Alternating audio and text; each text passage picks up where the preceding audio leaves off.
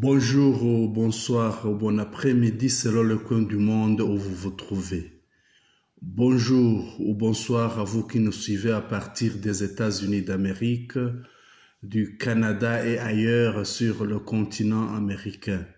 Bonjour en Europe, bonjour en Asie et en Océanie. Bonjour à vous qui êtes dans la région des Grands Lacs. Bonjour au Burundi, au Rwanda, à Kamatare, à Ruzirandaka, à Murambi, à Ngungu, à Gasake, à Goma, à Ruchuru, à Kanyabayonga, à Kichanga, à Mweso, à Gashuga, à Karembe, à Gasheberi, à Kyugi, à Humure. Bonjour à Mushaki, à Matanda, Kagundu, Rubaya, Bweramana, Kiroche. Bonjour à Sake, bonjour à Bihambwe. Bonjour à tous et bienvenue aux ondes de radio-télévision Nourouya Mashariki. Voici les principaux titres de notre édition française du 14 janvier 2025. Nous parlerons de la situation sécuritaire à Nyiragongo, à Sake, à Masisi, notamment à Gasheberi, à Gahongore, à Kanyanzuki et Ngungu, et puis nous irons à Lubero. Sécurité en territoire de Nyiragongo. La vallée de Kubumba, située à l'est de la République démocratique du Congo, demeure un épicentre de violents affrontements entre différentes forces armées. Ces derniers temps, la région a été marquée par des combats intenses opposant l'ARC M23 à une coalition comprenant les forces armées de la République démocratique du Congo, les milices Wazalendo, les forces de défense du Burundi, les forces de la Samidi-Arasi, structures militaires de soutien à la République démocratique du Congo, ainsi que des mercenaires étrangers. La journée du 12 janvier 2025 a été dominée par des échanges de tirs nourris, incluant des bombardements d'une grande intensité. L'ARC M23 a montré une capacité notable à organiser des attaques stratégiques et à mobiliser ses forces pour reprendre les positions clés. Parmi les succès majeurs de l'ARC M23 figure la récupération de la colline d'Enditi. Ce site, considéré comme un bastion historique de FDLR, avait une valeur symbolique et tactique pour la coalition opposée. La prise d'Enditi représente un revers significatif pour les FARDC et les alliés. Les combats pour le contrôle d'Enditi ont été très acharnés. Les FARDC, appuyés par les Wazalendo et des renforts étrangers, ont tenté de résister aux assauts de l'ARC M23. Cependant, la supériorité tactique et l'organisation militaire de combattants de l'ARC M23 ont fini par faire pencher la balance en leur faveur. La coalition gouvernementale, bien que renforcée par la présence des forces burundaises de la Samidi-Arasi, n'a pas réussi à tenir sa position. Après avoir subi de pertes importantes, elle a été contrainte de battre en retraite vers la colline de Kanyamahoro. Kanyamahoro est devenu le second théâtre d'opération décisif de la journée. La RCM23, galvanisée par son succès à Nditi, a lancé une offensive coordonnée pour déloger la coalition de cette position stratégique. Malgré une résistance initiale farouche, les FARDC et leurs alliés n'ont pas pu maintenir leur ligne de défense. En quelques heures, l'ARC M23 a pris le contrôle de Kanyamahoro, infligeant des pertes sévères à la coalition. Les combats ont laissé derrière eux des dizaines de morts parmi les FARDC, les Wazalendo et les forces burundaises et les mercenaires engagés dans l'opération. La prise de Kanyamahoro a été marquée par la capture de plusieurs armes et munitions appartenant à la coalition gouvernementale. Ces gains matériels renforcent la position de l'ARC M23 dans la région et réduisent la capacité de riposte de ses adversaires. Parmi les équipements saisis, on compte des mitrailleuses lourdes, des lance-roquettes et un nombre considérable de fusils d'assaut. La coalition gouvernementale semble souffrir de plusieurs faiblesses structurelles qui ont été mises en lumière au cours de cette journée de combat. D'une part, le manque de coordination entre les différents groupes alliés, notamment les FARDC, les Wazalendo et Forces burundaises, a été un facteur décisif. D'autre part, la présence des mercenaires de diverses nationalités, bien que potentiellement avantageuse en termes de renfort, semble avoir créé des problèmes de communication et d'efficacité sur le terrain. Ces désorganisations internes ont offert à l'ARC M23 une opportunité de tirer profit des divisions dans les rangs de ses adversaires. Sur le plan humanitaire, ces affrontements ont des conséquences dramatiques. La population civile de la vallée de Kibumba continue de souffrir des effets du conflit. Les bombardements ont provoqué des déplacements massifs. Les habitants cherchant refuge dans des zones jugées plus sûres, bien qu'aucun lieu ne soit vraiment à l'abri des hostilités. Les organisations humanitaires présentes dans la région peinent à répondre aux besoins croissants des déplacés en matière de nourriture, d'eau potable et soins médicaux. Par ailleurs, la persistance de l'insécurité complique l'acheminement de l'aide humanitaire, exacerbant la crise. Dans ce contexte, la communauté internationale reste divisée quant à la manière d'aborder la situation. Certains acteurs préconisent une approche militaire pour éliminer les groupes armés, tandis que d'autres plaident pour un dialogue politique inclusif. Cependant, l'absence d'un consensus clair rend difficile la mise en œuvre de solutions durables. La journée de combat dans la vallée de Kibumba reflète la complexité et l'intensité du conflit qui ravage l'Est de la République démocratique du Congo. La RCM 23, par ses victoires à Nditi et à Kanyamahoro, a renforcé sa position dans la région, tandis que la coalition FARDC Wazalendo et ses alliés accusent des revers significatifs.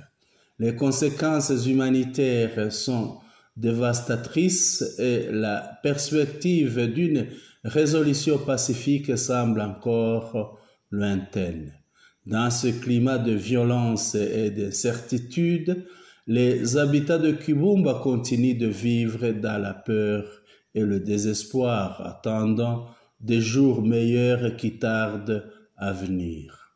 Cependant, l'ARC M23 n'a pas tardé à Kanyamahoro pour se replier dans ses positions initiales. Les FARDC, FDLR et Wazalendo se sont réinstallés à Kanyamahoro juste après le départ de l'ARC M23. Situation de Sake. Le 12 février 2025, la région de Sake, dans l'est de la République démocratique du Congo, a été le théâtre de violents affrontements entre les forces armées de la République démocratique du Congo, FARDC, et leurs alliés d'une part, et les forces de l'armée révolutionnaire congolaise ARC M23 d'autre part. Ces événements marquent une intensification du conflit dans cette région déjà déstabilisée par des temps de violence.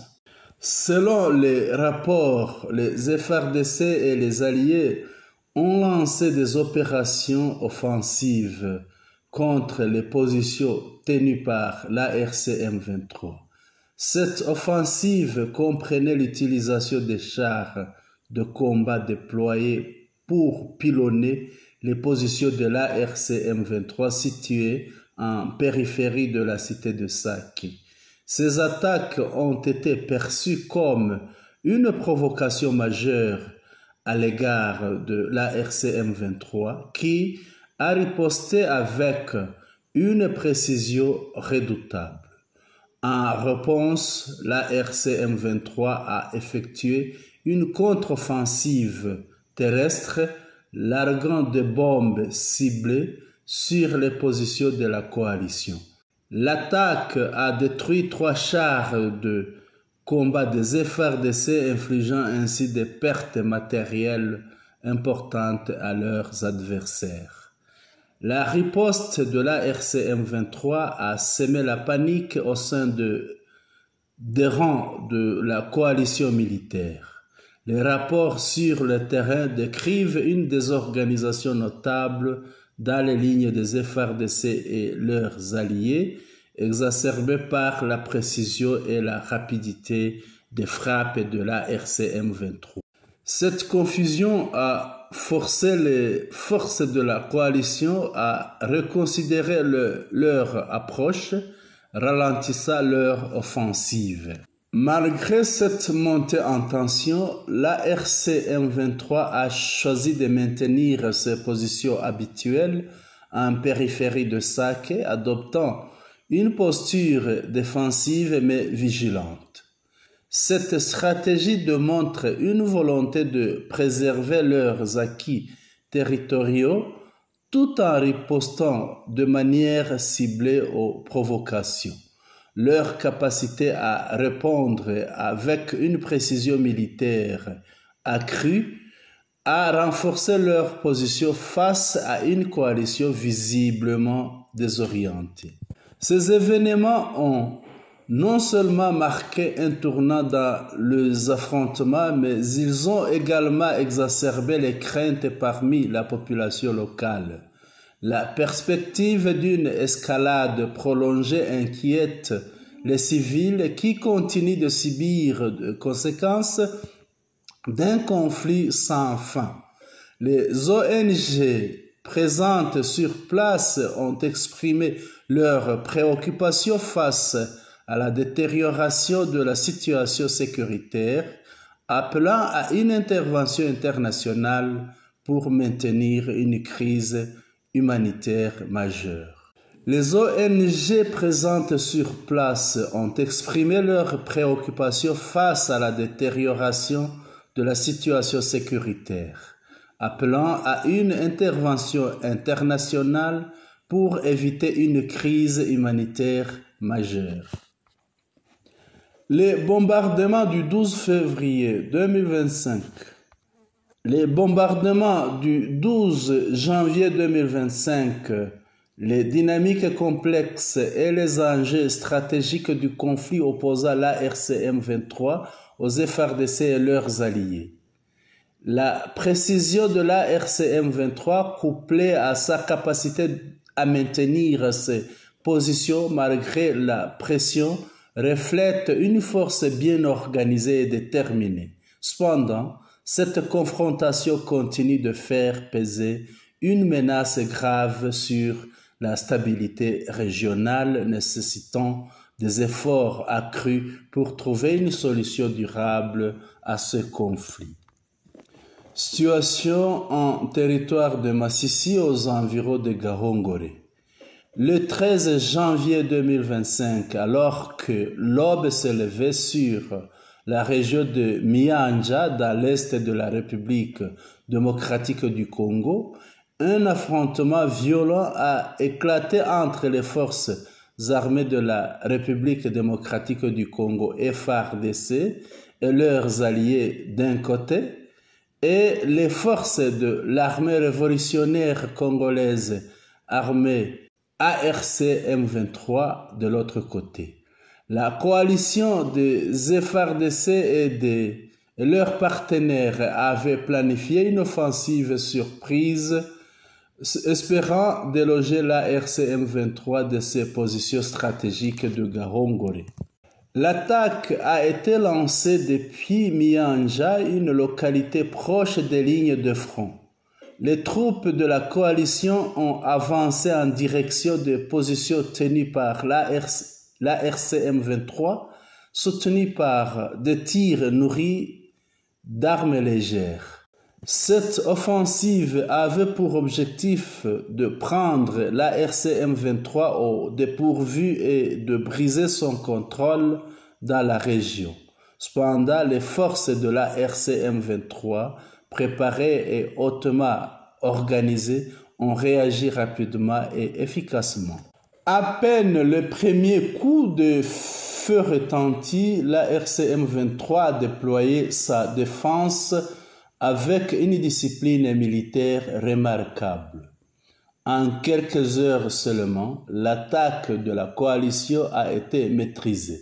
Les forces de l'ARC M23 ont répondu par des tirs précis et coordonnés, infligeant des pertes importantes à leurs assaillants. Les rapports indiquent que des dizaines de soldats de FARDC et de leurs alliés ont été tués dans cet affrontement, marquant un revers significatif pour la coalition. La maîtrise de l'ARC M23 sur le terrain a été attribuée à sa connaissance approfondie de la zone et à son entraînement rigoureux. Les combattants de l'ARC M23, bien positionnés et stratégiquement supérieurs, ont utilisé des avantages naturels du terrain pour contrer l'attaque. Les forces de la coalition, bien que numériquement supérieures, ont souffert d'un manque de coordination et d'une mauvaise évaluation de la réactivité de l'ARC M23. Les civils vivant dans les environs ont rapporté avoir entendu des échanges de tirs intenses qui ont duré plusieurs heures. Ces affrontements ont semé la panique parmi la population locale, déjà fragilisée par des années de conflits. Les chemins autour de Mianja sont rapidement devenus impraticables en raison de combats, compliquant le déplacement et l'assistance humanitaire. Malgré cette attaque, l'ARC M23 a maintenu ses positions habituelles dans la région, démontrant une fois de plus sa capacité à résister aux assauts de la coalition. Ce nouvel échec des FARDC et de leurs alliés met en lumière les défis auxquels ils font face dans leur lutte pour reprendre le contrôle des zones sous influence de l'ARC M23. Le 13 janvier 2025, aux environs de 15 heures, les forces armées de la République démocratique du Congo, FARDC, et leurs alliés ont lancé une nouvelle offensive contre les positions de l'ARC M23, cette fois dans la zone stratégique de Gahongore. Convaincus de pouvoir prendre l'avantage après leur échec matinal, les troupes loyalistes, épaulées par les alliés, ont repris une attaque soutenue, espérant renverser la situation en leur faveur. Cependant, comme lors des affrontements précédents, l'ARC M23 s'est montré préparé et déterminé. À peine les premières salves tirées, les forces de l'ARC M23 ont rapidement réorganisé leur défense avec une stratégie bien rodée et une coordination impeccable. Elles ont non seulement neutralisé l'attaque, mais également infligé de lourdes pertes aux FARDC et à leurs partenaires. Malgré leur nombre et leurs moyens, les assaillants n'ont pas réussi à percer les lignes de défense de l'ARC M23. Après plusieurs heures de combats intenses, l'armée loyaliste de Kinshasa et ses alliés ont été repoussés, contraints de se replier dans un désordre apparent. La supériorité tactique de l'ARCM 23 a une influence de plus été déterminante, mettant en évidence les failles dans les stratégies des FARDC et de leurs alliés. Cette nouvelle défaite a amplifié le sentiment de vulnérabilité au sein de la coalition, tandis que la RCM 23 consolidait ses positions à Gahongori. Les affrontements ont de nouveau suscité l'inquiétude parmi les civils, déjà éprouvés par les violences répétées. Ces événements illustrent l'impasse militaire dans la région, où chaque attaque semble renforcer la résilience de l'ARCM 23 face à ses adversaires. Le 13 janvier 2025, vers 14 h de l'après-midi, un avion de guerre de type Mi-24 appartenant aux forces armées de la République démocratique du Congo FARDC a mené une série de bombardements dans le territoire de Masisi. La première cible a été le centre de Gacheberi, situé à environ 6 km de la route reliant Goma à Masisi avant d'atteindre Masisi Centre. L'appareil a largué des bombes dans cette localité, mais aucun dégât matériel ni humain n'a été signalé. Peu après, le même avion a survolé Kanyanzuki, une agglomération voisine de Rubaya, où il a également largué des bombes. Là encore, aucune perte ni destruction n'a été rapportée. Ces attaques, bien que spectaculaires, n'ont eu qu'un impact psychologique sur les populations locales, déjà en proie à la peur et à l'incertitude provoquée par les conflits armés dans la région. Ces actions des FARDC visant vraisemblablement à perturber les activités ou à exercer une pression sur l'ARCM 23 semblent n'avoir atteint aucun objectif concret. Elles reflètent également les limites des opérations aériennes dans un terrain difficile et face à une résistance organisée. Pendant ce temps, les populations locales continuent de vivre sous la menace d'une escalade de violence. Situation sécuritaire en Ngungu. Ce mardi 14 janvier 2025, la cité de Ngungu, située dans l'est de la République démocratique du Congo en territoire de Masisi, est tombée entre les mains de l'ARCM 23 après une offensive éclair. Les affrontements ont débuté tôt dans la matinée aux alentours de 5 heures. La coalition gouvernementale composée des FARDC, des forces burundaises et des miliciens Wazalendo a été prise de court par l'intensité de l'attaque. Les FARDC en première ligne ont rapidement abandonné les positions, laissant le gros des combats aux forces burundaises, FDLR et au Wazalendo. Ces derniers ont tenté de contenir l'avancée de l'ARCM 23, mais ont subi des pertes considérables face à la puissance de feu et à la stratégie du M23. Les témoins rapportent que les rues de Ngungu sont désormais désertes, avec des traces de destruction visibles, tandis que des civils fuient en masse vers des zones supposées plus sûres. Cette reprise de Ngungu marque une nouvelle escalade dans le conflit, exacerbant une situation déjà critique pour la population locale. Le M23 consolide ainsi sa position, renforçant ses revendications dans cette région stratégique et troublée. Au 13 janvier 2025, un avion de guerre des FARDC a effectué des frappes aériennes ciblées sur les positions de l'ARC M23 situées sur les collines de Mufunzi et Kawere dans ce groupement de Ufamando 1er, précisément autour du centre de Ngungu. Malgré ces bombardements, aucune perte ni dégâts significatif n'a été enregistré sur les positions de l'ARC M23.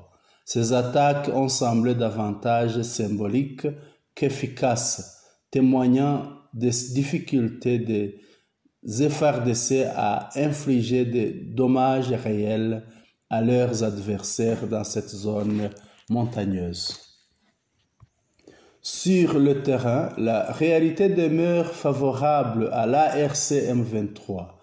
L'organisation contrôle presque toutes les collines stratégiques qui surplombent le centre de Ngungu, leur conférant un avantage tactique indéniable. Cette domination géographique permet à l'ARC M23 de maintenir une pression constante sur les forces de la coalition, composée des FARDC, des miliciens locaux Wazalendo, des forces burundaises, de combattants FDLR et de quelques commandos de la SAMDIARC.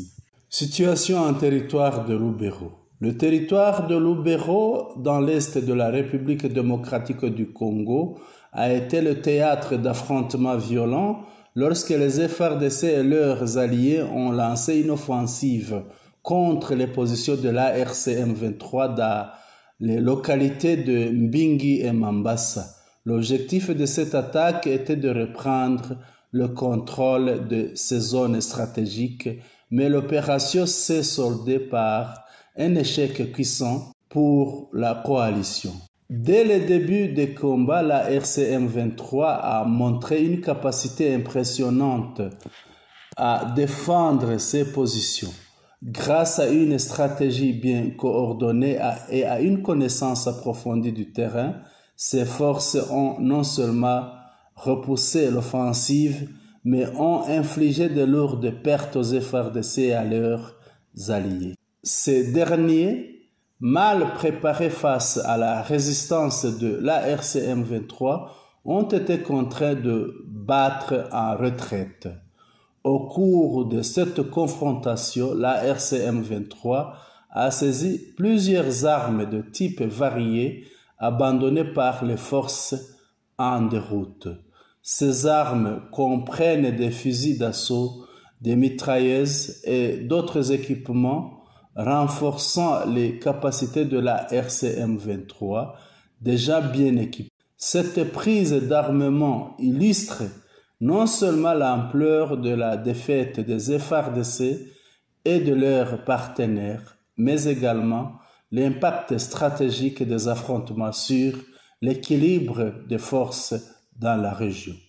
La victoire de l'ARCM 23 à Mbingi et à Mambasa témoigne de sa résilience et de son organisation face à une coalition qui peine à coordonner ses opérations.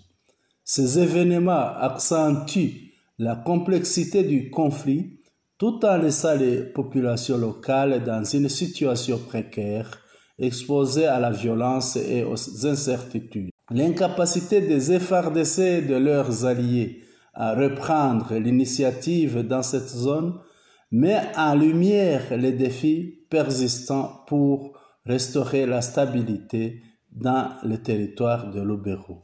Auditeurs et auditrices, nous vous remercions pour votre aimable attention. Les nouveaux, n'oubliez pas de presser sur subscribe qui se fait une fois pour toutes. Pressez sur like qui se fait une fois pour chaque émission. Partagez aussi notre édition à vos connaissances et faites-nous vos commentaires. Bonne journée, vous étiez avec Senhama.